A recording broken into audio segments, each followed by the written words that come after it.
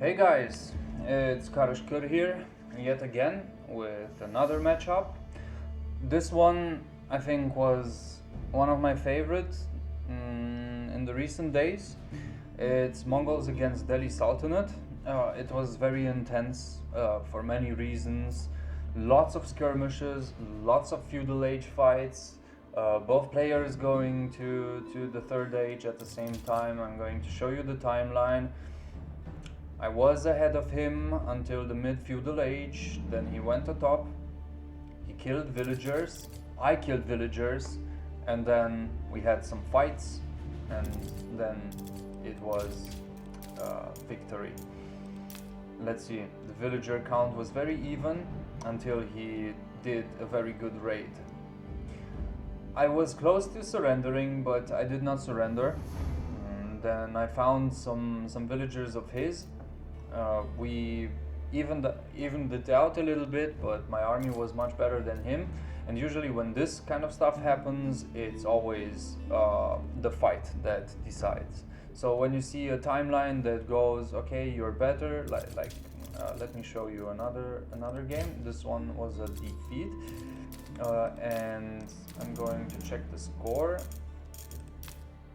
So I was ahead of him, and during this fight he had a better army than I, and the score doesn't matter anymore. So if you have the wrong units, if you have the wrong counters and you lose this fight, then you lose the game, no matter how good you were performing compared to your opponent. So yep, this is one of the things that have to be kept in mind, in my opinion. Okay, let's get to the game.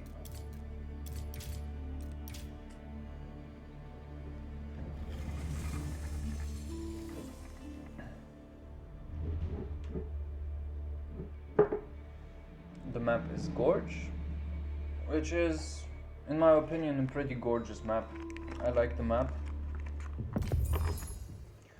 I used to hate it, but now I don't.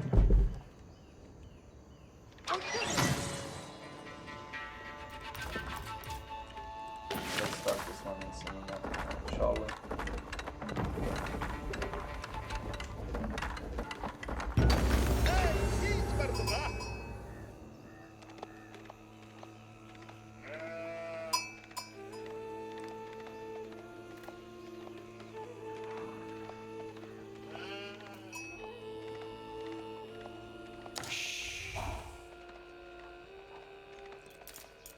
As you can see, I'm always going for these corners.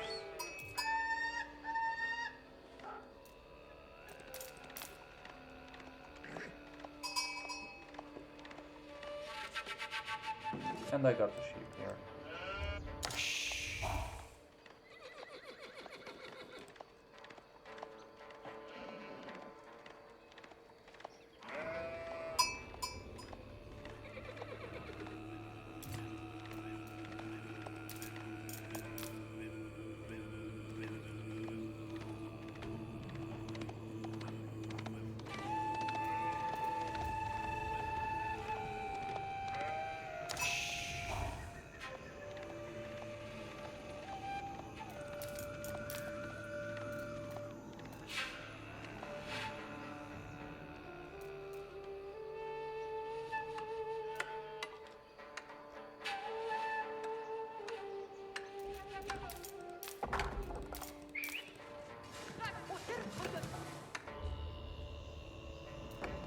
As you can see, I'm already on 8 villagers, and only now I'm moving the girl towards the gold, which is here, a very forward gold. And I think this is the thing I don't like and I didn't like about Gorge, is that your gold is so forward sometimes, especially against English. It can be very, very difficult.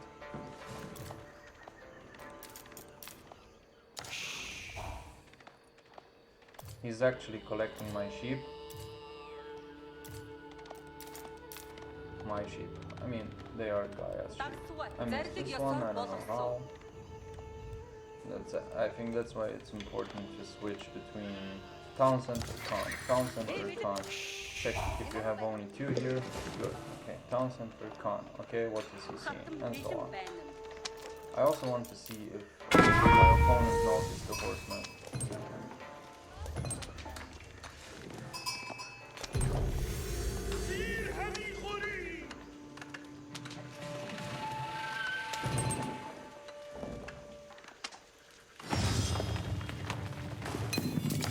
I think it's good to hit the gold mine. Hit every building you can find, because that loot would have been so good.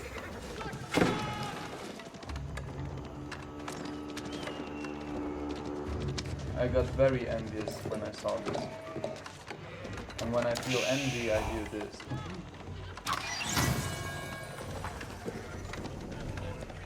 Meanwhile, the horsemen were doing nothing. And this is, I think this is part of the problem with the horseman rush, is if you have nothing to attack, you have nothing to do. You can maybe just scout out, but not too far, because then you might get under town center fire.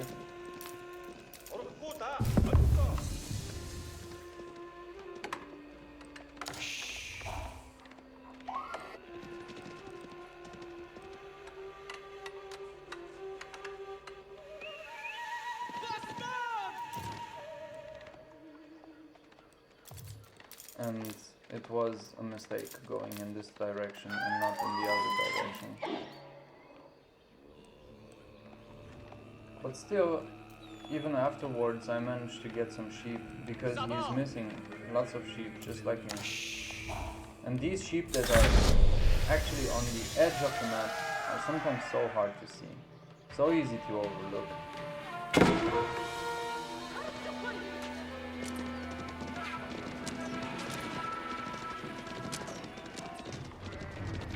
Yeah, a horseman might be idle for some time, but rest be assured, your opponent will go back to the berry bushes. If they were collecting berries from here, they will go back eventually if they see that there is nothing happening. So it's also good to check if that's the case.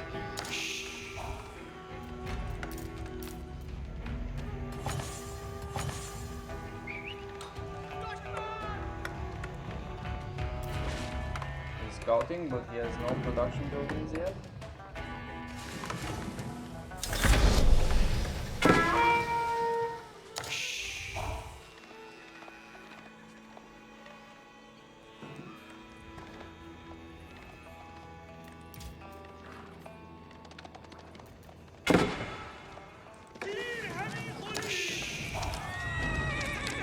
I got this villager that was collecting wood for some reason, I don't know why. Risking one horseman, but that was okay.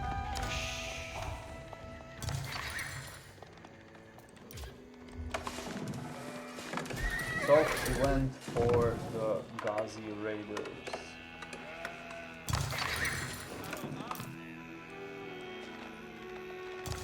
And as you can see, I also got the scout, and I found 4 extra sheep, 5 extra sheep, which was very nice. So never give up on the sheep game, because you might find the extra sheep. And this is when I realized that he has Ghazi Raiders.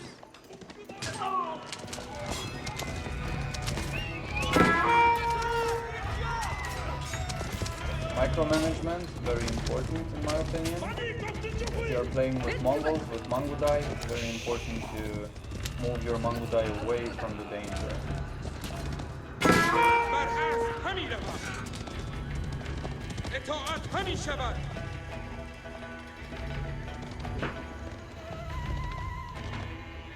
Now I decided I'm going to produce units.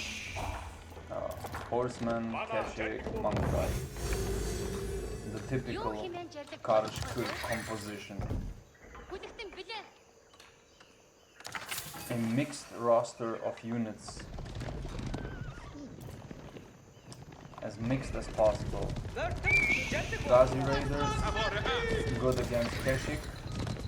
So it's good to have a nice proportion of horsemen. It's not like horsemen counter Ghazi Raiders, no, but they're not so vulnerable. They're not getting destroyed so easily. And Keshik is an expensive unit. Another another extra sheep just chilling around. And I'll be getting it.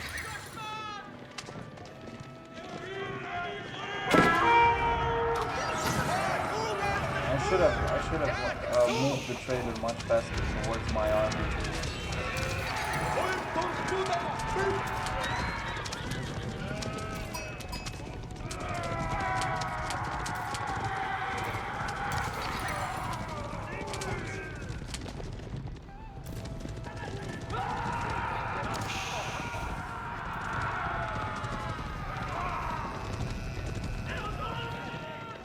I decided to abandon this chase and go directly to his goal.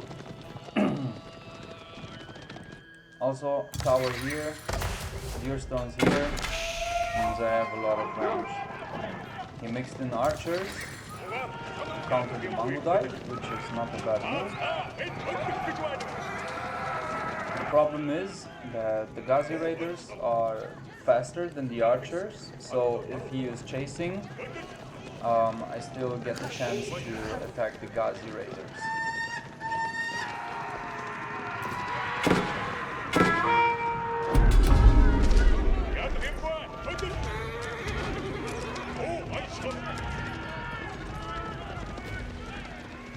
Also, it took me quite a lot of time. I don't know why. For some reason, it took me quite a lot of time to build the blacksmith. I was not pumping out units. I decided to go for the imam, but I couldn't find him. He is very hidden here under the tree. The imam under the tree. I like this one. Very nice sight. To see the imam just staying in the shade. And here I was very close to being attacked here. And only then I decided to make towers. Because towers, as you can see, are very, very good.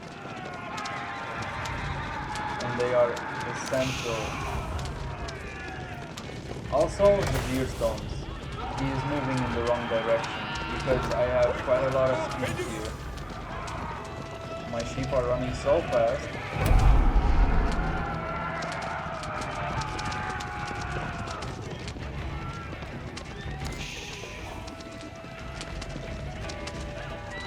And when I noticed that he was going quite often in this direction, I decided to move my traders here to this trading post.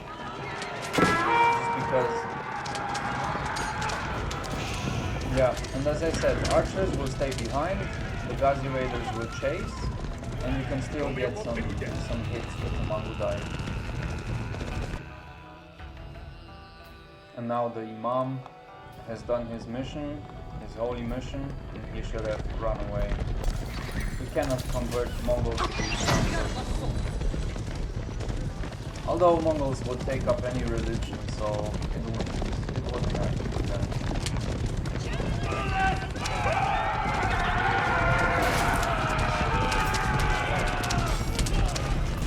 I think Mongols were just used to kill anything that would come in their way, and if they would find a book on the Imam and like it, they would probably read it and say, okay, I really like this religion, so I'm just going to absorb the knowledge of this religion and I'm going to convert to it. It doesn't matter. As long as I can fight some Ghazi raiders and archers, that's okay. I think he's probably waiting for my traders to pass. Or maybe he's going for these guys, but fortunately I have built a tower. I have deactivated the sacred site. I could have went after these Ghazi raiders. Okay, again he is not attacking. He could have killed these villagers, but he didn't. The villagers ran away because I was paying attention here.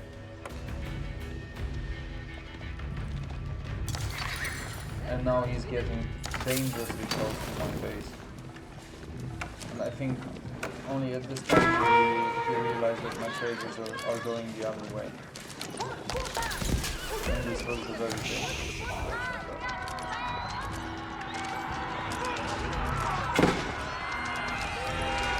So I decided to sacrifice my units. I would attack him under the town center just to weaken his forces. And these villagers were stupidly going into the town center.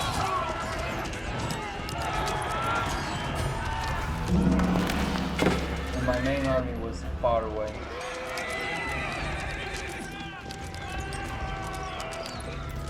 But still, the town center fire, the tower fire, I think it cost him quite a lot. And now I'm coming back with my men. I think he was trying to save the archers, but the archers are already gone. But still he has reinforcements coming. Now he's chasing. Good for me. Just somehow barely organizing my units. Very bad mistake. Only now I'm creating more production buildings. This is also a mistake. By minute 9 you should have another production building besides these two. By minute 11 you should have a fourth production building, whether it's the barracks for spearmen, whether it's 2 stables, 2 archery ranges, 3 ranges, 1 stable. Losing extra villagers, and he's ahead in the score already.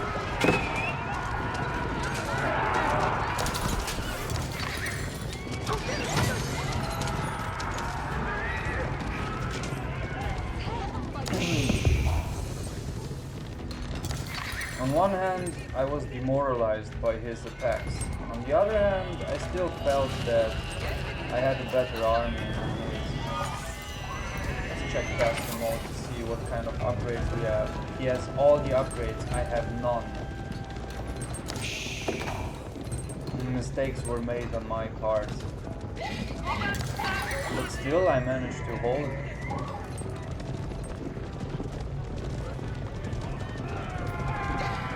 I will go for the undermesh first to get some defense against the archers. I thought he had more archers, but there were only 4. He was actually running in this direction in the hopes to find some villagers, I think. I think in this situation it's good to run with 2, but he went straight for the villagers. He went straight for the villagers.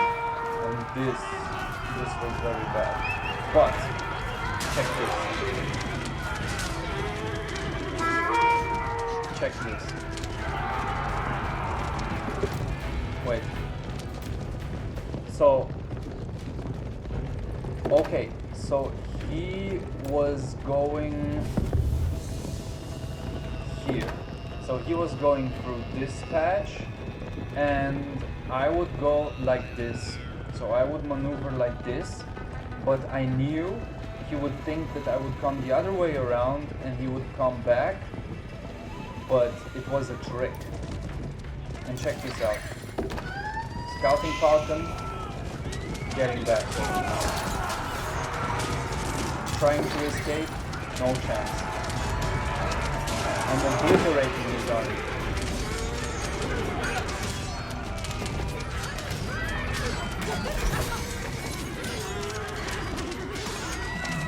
He had lost all his units in this fight. He had lost all his Ghazi raiders in this fight. And in the chat I sent him a wink. Because I found it to be very cool and tactical. So now I felt like I had the upper hand, and I had the upper hand. Just check the score. I think it turned It turned quite by a few hundred points from one. So the way the scale has turned. I was close to going to the next age, and I knew he had no army. And with his army composition, I've had no trouble against him because I would beat him so many times. Now that I had my upgrades as well, everything was different, and I knew where to go. I went for the villagers that were gathering from the berry bushes. That was my first mission. Get rid of these villagers. This would provoke him, but still, I would provoke an attack, and I wouldn't stop. 50 Mongol guy, 8 Keshik, 8 horsemen, 16 melee, 16 range. He lost all his army again. Okay, he garrisoned his Gazired inside the town center.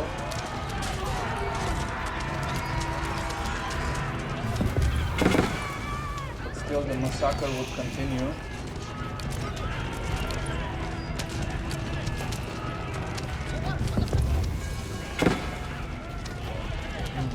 Not many units have died. He went Castle Age, so I knew, okay, he invested his resources in Castle Age, I can continue doing this. At the same time, in my base, I'm going for the Kurultai. He walled off this trade, didn't matter to me. I wasn't trading anymore. Only with 2 traders, but that's okay. The traders would get 27 gold, not bad. I would send my scout, because I felt that he was doing something in the corner. So I didn't go with the entire army, I was just pretending that I would be chilling around his base. As you can see, I already have some maneuvers, I saw it, and I knew this was my chance. This was my chance to win the game. The scout foolishly attacking already, but no problem. I think he didn't, I think he was trying to do something in this race. He tried to hide his other villagers, but I already saw them. So I went with the Mongol to find these villagers and hunt them. And this is where the GG happened. Just running away from the Gazi Raider, although I could have faced them 10 to 12, no problem. These Mongol were busy.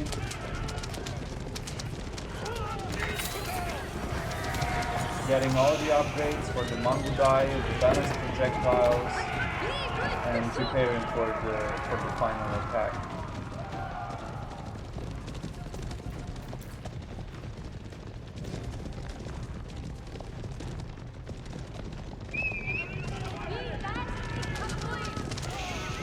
Now it's kind of over. I mean, there's not much left to say.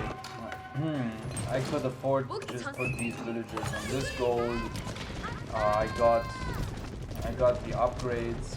I think he was getting the upgrades as well, but it would take so much time for him to get the veteran Gazi Raiders, to get the veteran archers, and even then, I mean, he had just 6 archers left. With me in his base.